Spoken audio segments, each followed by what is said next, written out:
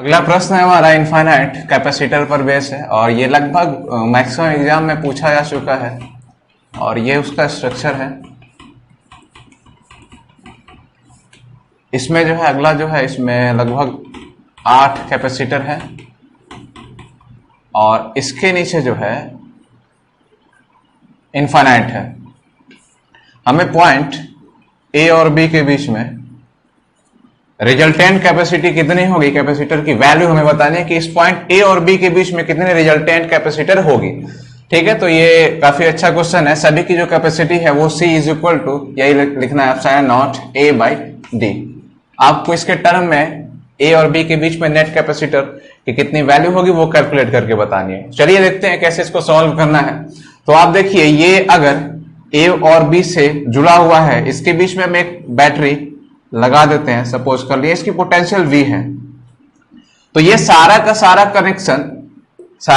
Connection parallel में है और पैरेलल में होने की वजह से हर पॉइंट पर जो है V पोटेंशियल आ जाएगा और V पोटेंशियल आ जाएगा यानी कि ये जो अंदर है ये सारे के सारे सीरीज में है और ओवरऑल ये लाइन सारी क्या है, पैरेलल में है। ठीक है, तो क्या होगा, ये अगर इस वाले सीरीज की बात करें तो ये दोनों जब सीरीज में है तो क्या होगा कि दो कैपेसिटर जब सीरीज में होते हैं तो उस समय इक्विवेलेंट जो होती है C इक्विवेलेंट, वो क्या होता है C1 C2 अपॉन में C1 प्लस C2, ये होता है रिजल्टेंट। अब देखिए यहां पर दोनों की कैपेसिटी C है और उस समय क्या होगा, जब सेम कैपेसिटी यानी कि C1 इंटू C, दोनों सेम है, C1 प्लस यानी C प्लस C, ये कितना हो जाएगा C स्क्वायर बाई 2C, यानी कि एक C से एक C कैंसिल हो जाएगा तो जो रिजल्टेंट आएगा C बाई 2 होगा।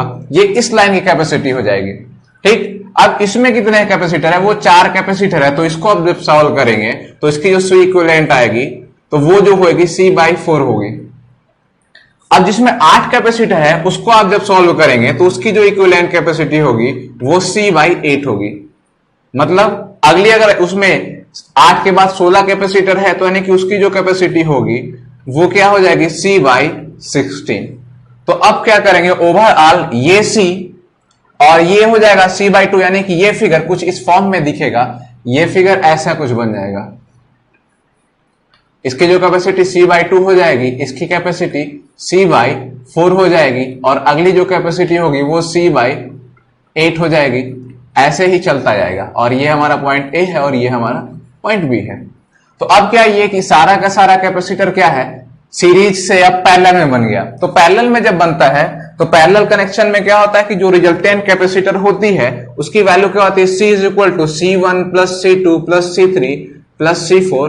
अगर बहुत सारे कैपेसिटर है तो सीधा सीधा उसका एल्जेब्रिक सम करते हैं। तो आपको यहां पर क्या करना है, C1 C2 C3 C4 को पुट करना है, यानी यहाँ पर हमारा जो C1 है वो तो C है और C2 जो है वो ये है C डैश, यानी ये C इक्विवेलेंट। C3 जो है वो C बाई 4, वो कौन सा है, C इक्विवेलेंट डैश है और C4 जो होगा वो क्या होगा, C इक्विवेलेंट पे ट्रिपल डैश यानी C बाई 16, C बाई 8 फिर C बाई 16, ऐसे ही ऐड करना है। तो हम इसको क्या करते हैं, इस पे पुट करते हैं और ये फॉर्मूला कुछ इस रूप में चला आएगा। तो देखिए इसको जब इस पे पुट किया गया तो C की जो वैल्यू आएगी वो कितनी होगी, C plus C by 2 plus C by 4 plus C by 8 plus and so on, यानी ऐसे जाता जाएगा। ठीक है, सभी में C कॉमन है तो कॉमन बाहर निकाल लीजिए, तो ऐसा कुछ दिखेगा 1 plus 1 by 2 plus 1 by 4 plus 1 by 8 plus and so on. अब इसको देखने के बाद आपको कुछ याद आया होगा कि ये जो है एक जीपी की सीरीज है, यानी कि गुणोत्तर श्रेणी में हो गया और गुणोत्तर श्रेणी में इनफाइनाइट टर्म का जो सम होता है S infinite is equal to A upon में 1 माइनस R। A क्या होता है फर्स्ट टर्म, R क्या होता है कॉमन रेशियो। तो यहां से पहले हम A क्या है, A जो है ये हमारा फर्स्ट टर्म होगा, यही A है। कॉमन रेशियो कैसे निकालते हैं, second term divided by first term, यानी कि यहां से R की जो वैल्यू आएगी 1 बाई 2 डिवाइडेड बाई 1 यानी कि 1 बाई 2 होगी। ठीक है, A की वैल्यू कितनी हो गई, 1 है। तो अब क्या करना है, इसको सिंप्लीफाई करना है। तो सिंप्लीफाई करते हैं फॉर्मूले पर रख करके S इनफाइनाइट, यानी कि यहां पे क्या है A यानी 1 अपॉन में 1 माइनस R, यानी कि R की वैल्यू 1 बाई 2 और C बाहर है तो ये C बाहर है। ठीक है, अब इसको सॉल्व करेंगे तो 2 माइनस 1 और ये 2 ऊपर जाएगा तो ये जो रिजल्टेंट वैल्यू आएगी C इक्विवेलेंट वो क्या होगी, C बाई ये क्या हो जाएगा 2 2c बाई 2 माइनस 1, यानी कि C इक्वलेंट यानी C ए बी के बीच में 2 कूलाम, सॉरी हाँ 2 फैराड होगी, और ये कैपेसिटी इसके टर्म में बतानी है, तो ये क्या हो जाएगा 2 into epsilon not a by D. तो ये क्या हो गया, इस इनफाइनाइट कनेक्शन में जो कैपेसिटर लगे हुए उसका रिजल्टेंट कैपेसिटी। ठीक है, अब इसी क्रम में हम अगला क्वेश्चन देखते हैं। अगला प्रश्न है, इसमें भी क्या है, पॉइंट ए और बी के बीच में रिजल्टेंट कैपेसिटी बतानी है। ठीक है, फिगर आपको दिख रहा होगा, इसमें सारे जो कैपेसिटर लगे हुए हैं उसकी कैपेसिटी सी है। तो हमें ए और बी के बीच में जो है कितना कैपेसिटर होगा इक्विवेलेंट, वो कैलकुलेट करके बतानी है।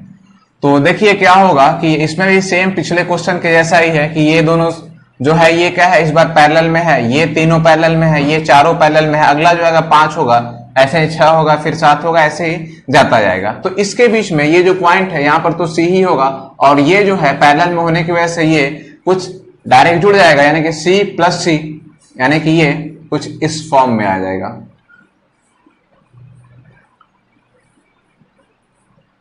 और इसकी कैपेसिटी C है, इसकी 2C हो जाएगी, इसकी 3C हो जाएगी, और 4 कैपेसिटर वाले की 4C हो जाएगी। ठीक है, और ऐसे इसमें कितने हैं, N कैपेसिटर लगे हुए हैं, तो लास्ट वाले की जो होगी NC हो जाएगी, और ये पॉइंट A है और ये पॉइंट B है। तो अब क्या है कि हमें इस पॉइंट A और B के बीच में रिजल्टेंट कैपेसिटी कैलकुलेट करनी है। ये फिगर इस फॉर्म में चला आया, तो क्या होगा कि ये अब क्या हो गया, फिर से पैरेलल में है, तो पैरेलल में होने की वजह से क्या होगा कि सीधा सीधा इसको जोड़ना है, तो सी ए बी जो होगा ए और बी के बीच में रिजल्टेंट कैपेसिटी सीधा सीधा कैपेसिटर को जोड़ देना है, यानी कि C plus 2C plus 3C plus 4C plus and so on, ये n तक जाएगा। अब क्या है, यहां से C कॉमन निकाल ले तो ये दिखेगा 1 plus 2 plus 3 plus 4 and so on, इसमें n तक जाएगा ये समेशन। और ये दिख रहा होगा कि ये एक कौन सी है, समांतर क्रम है, यानी कि एपी में है, अरिथमेटिक प्रोग्रेशन में है। तो इस समय क्या होता है कि इसके लिए एस एन टर्म का जो योग होता है वो होता है n by 2 into 2a plus n minus 1 into D, जहां पे क्या होता है a फर्स्ट टर्म को दिखाता है, n कितने नंबर ऑफ उसमें टर्म है वो दिखाता है, डी क्या होता है, कॉमन डिफरेंस बताता है। ठीक है, यहां से कॉमन डिफरेंस की वैल्यू क्या है, 1 है, इन दोनों को माइनस करेंगे, a की वैल्यू 1 है, तो इसमें जब वैल्यू को पुट करेंगे तो ये होगा n बाई 2 2a यानी कि 2 into 1 plus n minus 1 into D, D की वैल्यू क्या हो जाएगी 1। अब इसको सॉल्व करें तो n बाई 2 ये 2 प्लस n माइनस 1 यानी कितना हो गया n into n plus 1 by 2। तो A और B पॉइंट के बीच में जो रिजल्टेंट कैपेसिटर होगा उसकी जो कैपेसिटी होगी वो क्या होगी, C A B equal to n into n plus 1 by 2। तो ये क्या होगा, इस कनेक्शन के लिए पॉइंट A और B के बीच में रिजल्टेंट कैपेसिटी की वैल्यू होगी। अगला प्रश्न देखते हैं हमारा, A और B के बीच में रिजल्टेंट कैपेसिटी कैलकुलेट करने की इसकी रिजल्टेंट कैपेसिटर इसकी जगह क्या होगी। ठीक है, तो ये फिगर दिख रहा होगा, ये भी ऐसा क्वेश्चन हमने पिछले किसी वीडियो में कराया है, तो आप वहां से ऐसा क्वेश्चन देख सकते हैं। तो चलिए देखते हैं इसको कैसे सॉल्व करना है।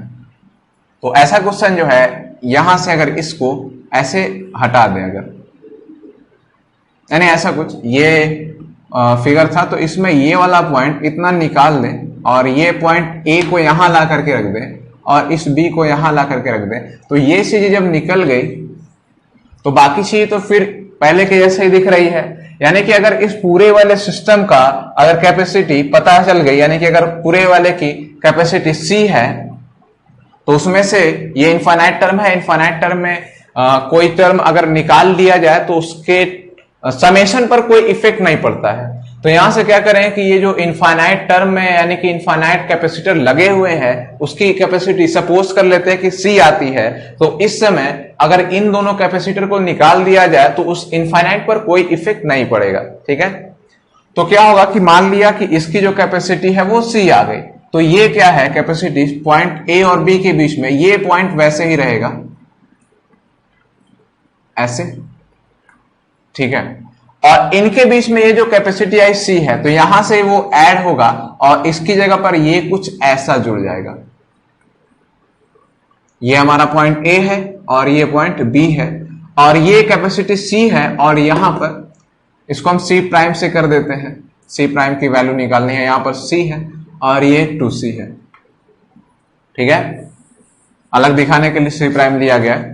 अब क्या करना है कि ए और बी के बीच में हमें रिजल्टेंट कैपेसिटी कैलकुलेट करनी है। तो ये दोनों रिजल्ट कैपेसिटर क्या है, ये सीरीज में है और सीरीज के लिए क्या होता है, सी इक्विवेलेंट क्या होती है, C1 C2 अपॉन में C1 प्लस C2, यानी कि यहां पर क्या है 2c, यानी कि 2c into c dash upon में C डैश प्लस 2c।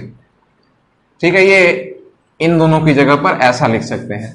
तो अब क्या होगा, ये फिगर कुछ इस फॉर्म में दिखेगा और इसकी जो कैपेसिटी होगी ए और बी के बीच में, ये तो सी ही होगा और इसकी जो होगी 2c डैश अपॉन में सी डैश प्लस 2c। अब क्या है, ये दोनों पैरेलल में है। पैरेलल में क्या होता है कि कैपेसिटर को सीधा सीधा ऐड करते हैं, तो ये दोनों सीधा सीधा ऐड होगा और इसका जो सम होगा वो क्या होगा, सी प्राइम होगा, क्योंकि हमने अभी बताया ये इनफाइनाइट सीरीज है और इनफाइनाइट सीरीज की कैपेसिटी हमने सी डैश मानी थी। ठीक है, तो ये क्या हुआ कि इसकी जो रिजल्टेंट कैपेसिटी वो तो सी डैश ही आएगी, यानी कि इसको सीधा सीधा ऐड कर लेंगे। तो ऐड करेंगे तो देखिए क्या होगा, c plus 2c dash upon में c डैश प्लस 2c और इसकी कैपेसिटी c प्राइम के इक्वल है। एलसीएम लेकर के इसको सॉल्व करेंगे, फिर ये क्या होगा, क्वाड्रेटिक इक्वेशन में चला आएगा, 2c स्क्वायर हो जाएगा प्लस 2c डैश अपॉन में c डैश प्लस 2c। अब इसको सिंप्लीफाई करिए, साइड ट्रांसफर करके सॉल्व करना है, c डैश का square plus 2c dash equal to यहां पर c dash plus 2c square plus 2c dash. ये टर्म कैंसिल हो जाएगा ऐसे। ठीक है, अब क्वाड्रेटिक इक्वेशन है, ये क्या होगा, एक साइड इसको लाएंगे, c डैश का स्क्वायर ये इधर आएगा तो माइनस c डैश और ये क्या होगा minus 2c square equal to 0। हमें c डैश की वैल्यू कैलकुलेट करनी है क्योंकि हमने इसकी जो रिजल्टेंट कैपेसिटी मानी है वो c प्राइम है। तो क्या होगा, इसको सॉल्व करना है तो श्रीधराचार्य लगाएंगे और c डैश की वैल्यू जो होगी माइनस बी, यानी कि माइनस से ये प्लस हो जाएगा, c प्लस minus under root of b square यानी c square minus 4ac। 4a की वैल्यू 1 है, c कितना है, यहां पर 2 है, ये क्या है पूरा c है, तो ये कितना 8c स्क्वायर माइनस है, ये क्या आ जाएगा प्लस अपॉन में 2a इन अपॉन में 2 और ये कितना आएगा 9c स्क्वायर और ये अंडर रूट से बाहर आएगा c प्लस माइनस 3c अपॉन में 2 और ये c प्राइम। और ये कहा, यहां पर देखिए प्लस माइनस है तो प्लस माइनस एक बार ये प्लस वैल्यू लेगा और एक बार माइनस वैल्यू लेगा, तो प्लस माइनस से अब इसको सॉल्व करते हैं, हम इस फिगर को मिटा रहे हैं।